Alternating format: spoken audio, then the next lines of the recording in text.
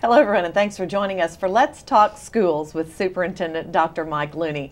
I'm Carol Birdsong, Communications Director for Williamson County Schools, and our guest today is Belinda Moss, who oversees instructional technology for our school district. So we have lots to talk about, lots of good information. Belinda, we're going to start with you and give our viewers an overview of your background. How long have you been with Williamson County Schools, and what's your background in education? Sure. My background in education is where my heart is, and that is from a teacher's perspective. It's all about learning and growing for boys and girls. And I think that contributes to instructional technology in our district because we keep the focus on what the learning needs of our students are, whether we're talking about a device, or talking about software, or we're talking about student management, some of those more technical kinds of conversations. I've been in Williamson County Schools for approximately 10 years and been in the same role throughout. But the nice thing about this position, it's always changing and always supporting the needs of a 21st century student. So it looks different each and every day as we continue to support our instructors. Mike, you were passionate about getting technology into the hands of students. And so with the beginning of the 2012-13 school year, the school district, you started a program called Bring Your Own Technology. Folks know it as BYOD. And it is part of our strategic plan, of course. And Belinda kind of, I guess, heads that up from an instructional technology side of things. Talk about BYOD and why you believe it's important for students in Williamson County Schools. Well, sure. First of all, I'd like to say Belinda does a marvelous job. She's spearheaded this initiative, and we've had great success so far. We have a lot of our students that are participating thanks to the support of our families and the community. The reality of it is BYOD is part of a bigger conversation.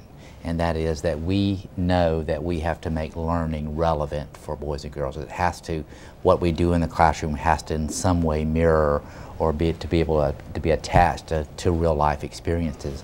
And what we know is that outside of the school day, students are engaged with their smartphones and tablets and laptops at home and Game Boys, using those devices in their everyday life. And so too are we in the professional world. And so it's about preparing our students and making the classroom relevant. And one of the strategies that we've incorporated in our strategic plan is for students to bring that technology to the classroom, whether they're using it to take notes or videotape a lesson or collaborating with other kids or emailing mom saying, I have this homework assignment. There are so many wonderful things that we can do using technology. And, schools have just really transformed greatly since the old days when we had one computer in every classroom if we were lucky. And at some point in time, perhaps a child could go to the back of the room and do something on the computer.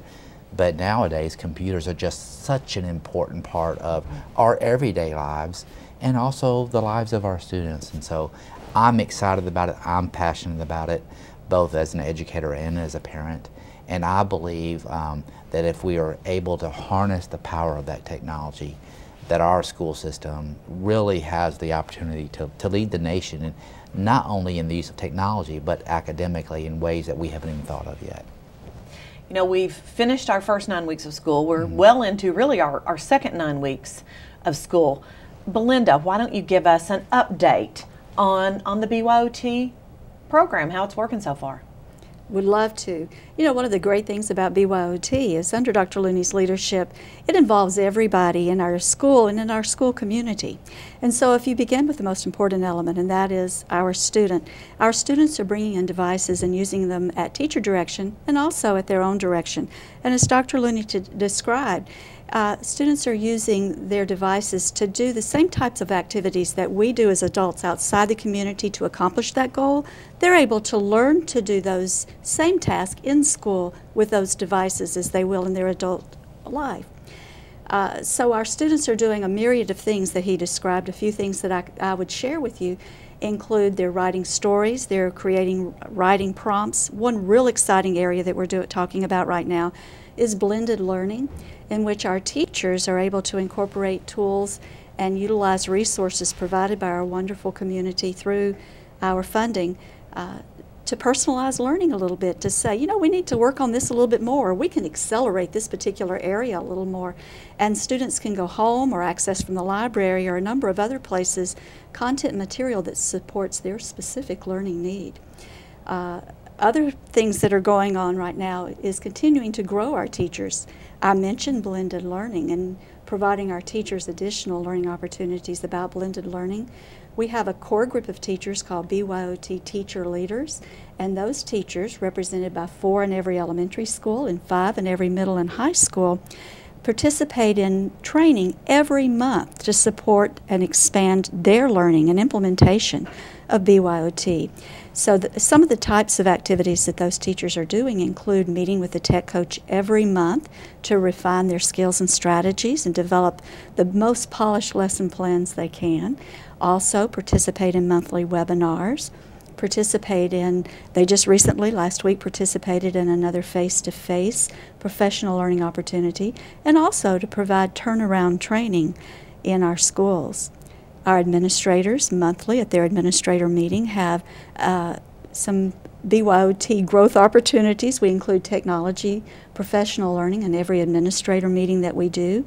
And then we've also provided many workshops for principals and for our central office administration so that we have a single focus on what BYOD can do to support everybody.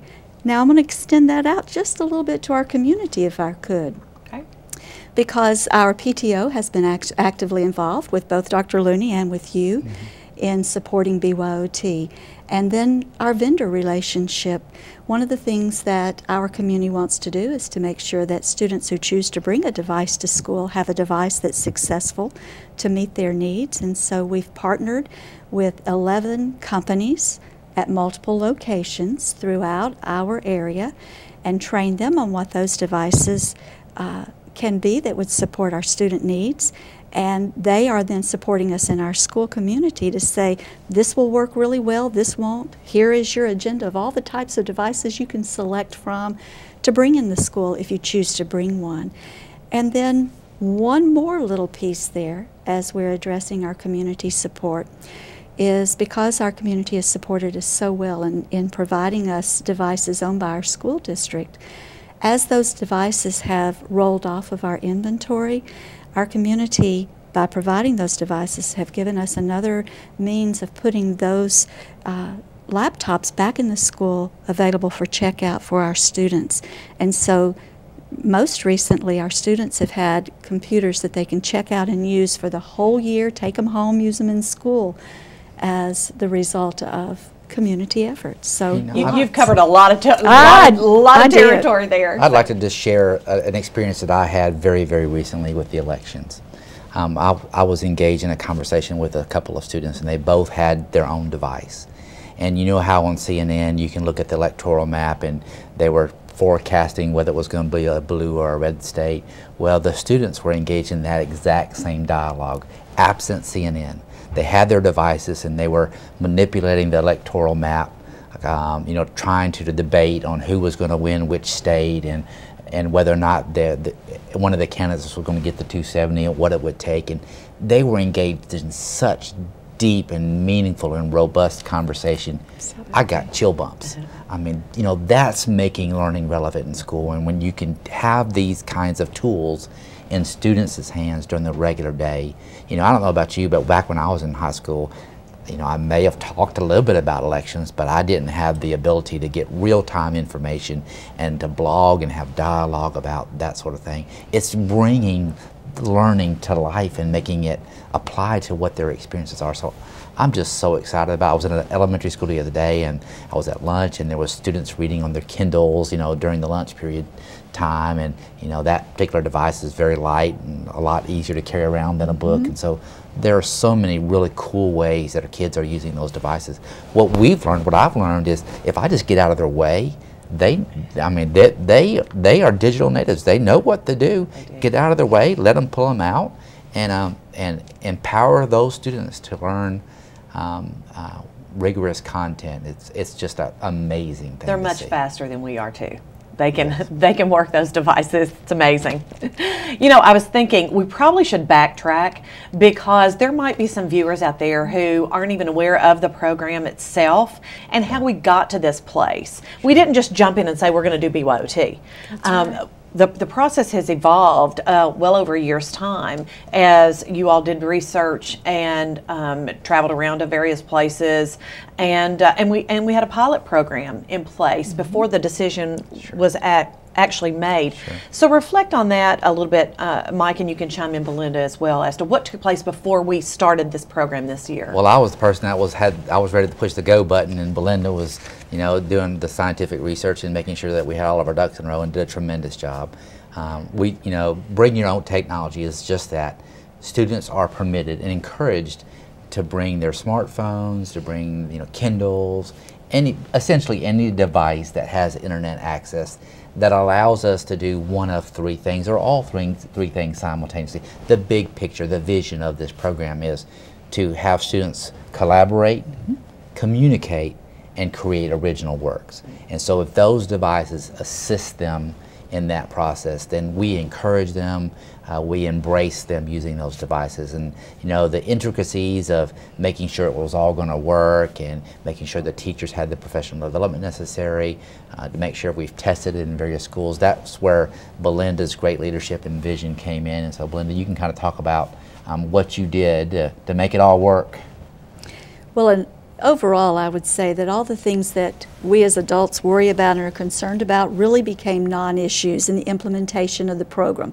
So while it's always good to have a great plan and to make sure that you're intentional about the work you do, when we put the plan in place, just like you described earlier, the children said, okay, get out of our way.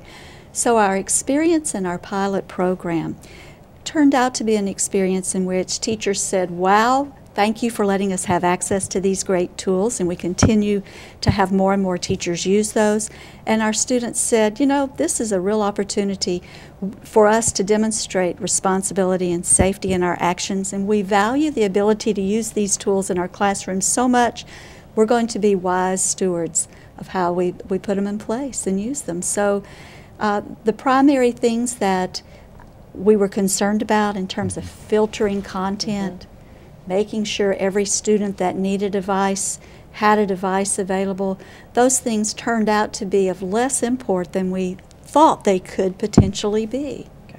How did you make a decision about the grade levels to have this available for us? Right now it's 3 through 12. Sure. So how did that decision come to be? Well, a couple of things. First of all, we visited other districts that were successful in implementing BYOT. While we like to think that we're cutting edge on this particular issue, the fact of the matter is that there are many other districts in the nation that have paved the way, and we've taken their experiences and have learned from them and tried to implement a new and improved model.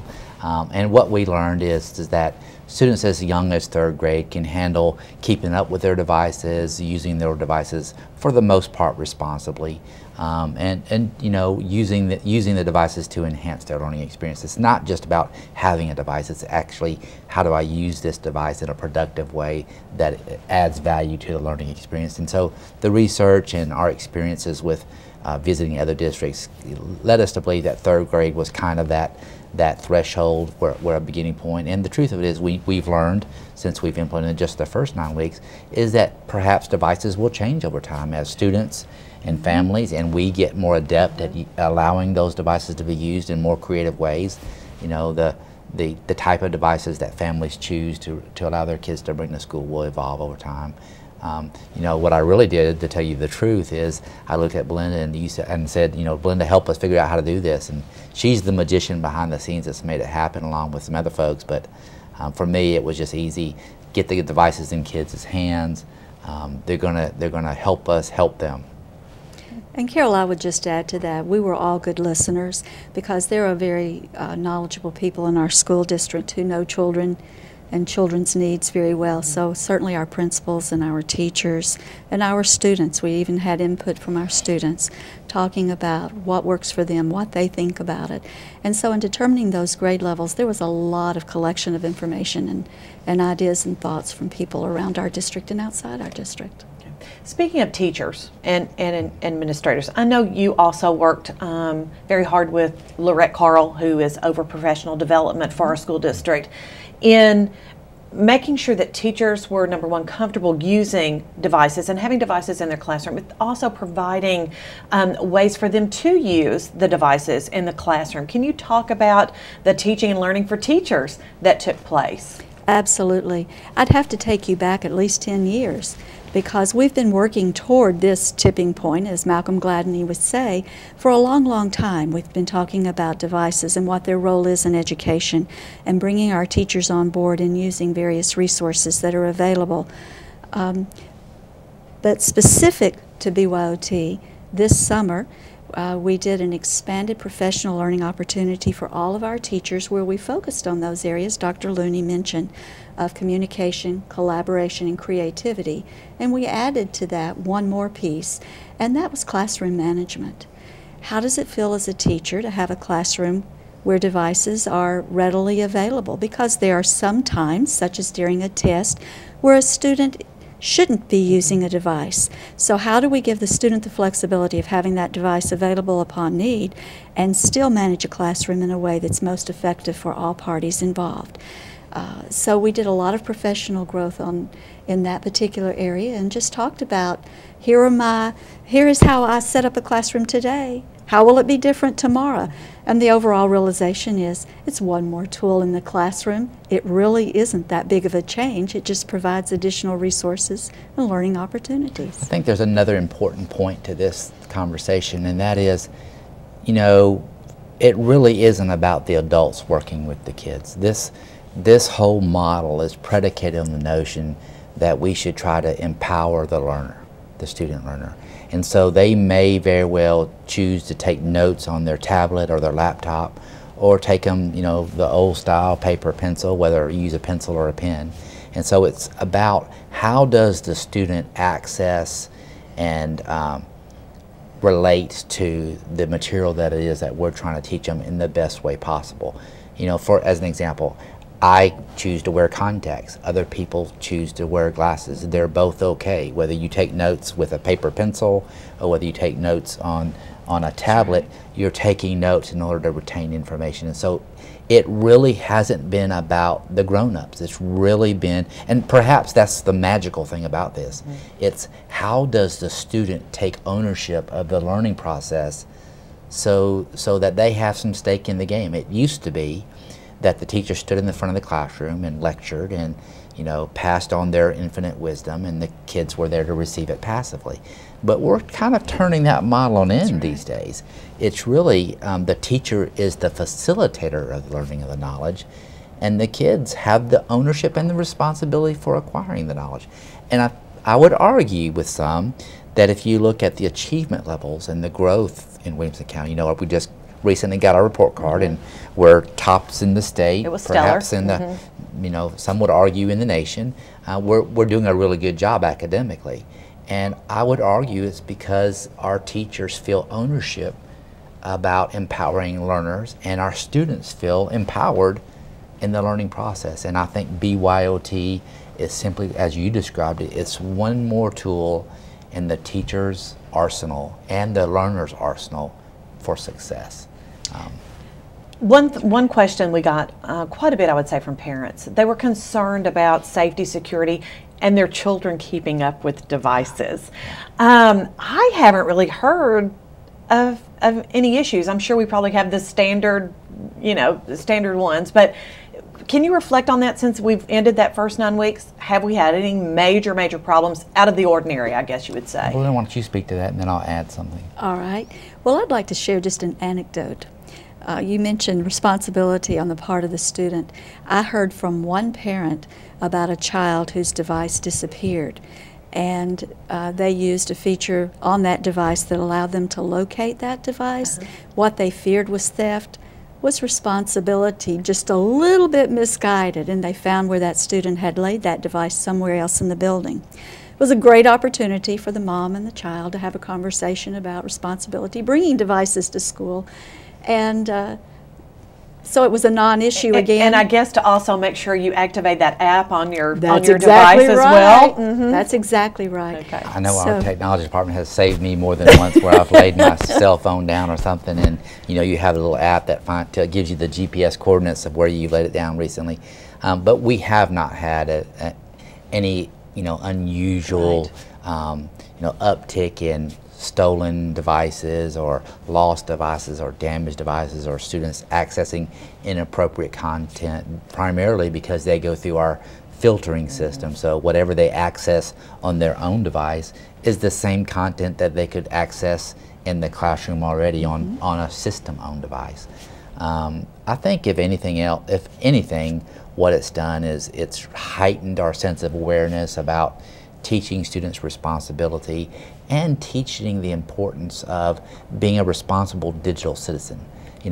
We want the opportunity to teach our kids what appropriate sites are and how to filter information you get from the internet, because the truth of it is, when they're outside of the school walls, they have access to that information, they have access to those sites. So we have the opportunity, by letting them bring the devices to school, to have good conversations about, everything you read on the internet is not true, and these are how you make some judgments about it, and there are inappropriate places that you could go, and you have to choose responsibly not to go there. And I think that's a good thing. I think that builds community and builds a sense of responsibility. It certainly is about reading, writing, and arithmetic in our school system, but it's also more than that. It's about being a good social citizen and being a digital citizen and having the power of discernment, discerning what's appropriate, what's not, what's believable and what's not. So I think it's enhanced the teaching and learning process in Williamson County. And I don't get excited about too many things, but this is one of those things that I am absolutely just ecstatic about. I think it's life-changing. I think it's institution-changing for public education and for boys and girls that we serve. On that note, the holidays are upon us. There are lots of people who are excited about that. I was wondering if you, Belinda, might give families some tips. Somebody might want, the semester will be finished. We've kind of seen how this BYOT thing has worked out. Families might want to make a purchase for their child during the holidays or for the holidays. Could you offer up some tips for families who are going to go ahead and try this BYOT thing? Well, several tips I would offer. The first one being, go to the Williamson County Schools webpage, and from our main screen, click on BYOT in the center of the page. Look at our list of vendors posted there, and our vendors have provided several incentives, and they continue to notify us that they may be making some changes in their incentives based on the holidays that are coming up. Okay. And then families can make a decision around, is there a particular vendor that I would like to work with based on perhaps they have a smart card or something else to support that vendor. But a few more ideas include, consider the age of the child and think big picture. Certainly if you're buying a device for a student that is an upperclassman in high school, you might be interested in a device that student can take away and start college with until they declare a major. So think long term, don't just think short term. And the opposite end of that spectrum, if your child is a third grader or a fourth grader, then think about the kinds of things that student is doing in their classroom with that device, and then certainly think, I want to provide a product that my student can grow into, but also at this age wisely manage and take care of. Would you say our website offers some of those types of tips? Yes, it does. Okay. Okay, our website also offers some FAQs, frequently asked questions, and such. Talk about what other information parents might glean from the website, I guess. Well, we try to make the BYOT area a one-stop location, and certainly if there's information a parent's looking for, let us know and we'll update that website. Okay. But the information they would find there includes our acceptable use guidelines outlining how devices can be used safely and what our expectations for our students include. It includes the vendor information that I've shared with you. And more importantly, it includes samples of how students are using their devices in our schools. You can actually look at work samples from students, hear students talking about ways they've used the devices. We've also provided a listing of a number of tools and how we use those tools at various grade ranges. We have the Q&A that you referenced, and we periodically update that, outlining concerns other parents have asked to make sure that we get that out there for all of our parents. We have contact information posted there, so if you have questions that haven't been shared, we want you to know who you can talk to because we want to listen. One-stop shopping. Yes, ma'am. Okay, we only have a few minutes left, and I know that the conversation has been strictly on BYOT. We know you do more than that. You mentioned earlier tech coaches, Yes. and I know, let's do a shout out to our tech coaches, or at least explain to our families what those valuable employees do for our schools. Thank you for that opportunity. We have 6 amazing staff members who just happen to all be women, they don't always have to be, that support all of our schools implementing BYOT. And these people are educators who have already been recognized as phenomenal educators, so they really understand what good instruction should look like. To take it the next step, they also understand the needs of a 21st century learner. So these people are in our classrooms every single day, supporting our teachers on how to best meet the learning needs of our students using technology in the classroom. They make sure that our teachers are familiar with the resources that are available to support their subject area. They support them in learning how to use those tools. They support them in making connections between technology and their content area. So these ladies are really the wizards of making sure that we can take instruction in our schools to the level our students need to have when implementing technology in those classrooms. Okay, very good. Only a couple of minutes left. So I guess final reflections on BYOT, instructional technology as a whole. We'll start with you, Mike. Well, there are so many different aspects of it. Once again, it's a strategy that we're employing that's working. It's a strategy that empowers the learner. It's a strategy that saves taxpayers dollars because the students are bringing their devices rather than us buying devices and computers. You know, even though that students are bringing their devices, we're such a large school district. We have about $60 million worth of technology infrastructure. So just maintaining that, you know, at some point in time is going to get beyond control. So this strategy allows us to save a little bit of money from the tax base.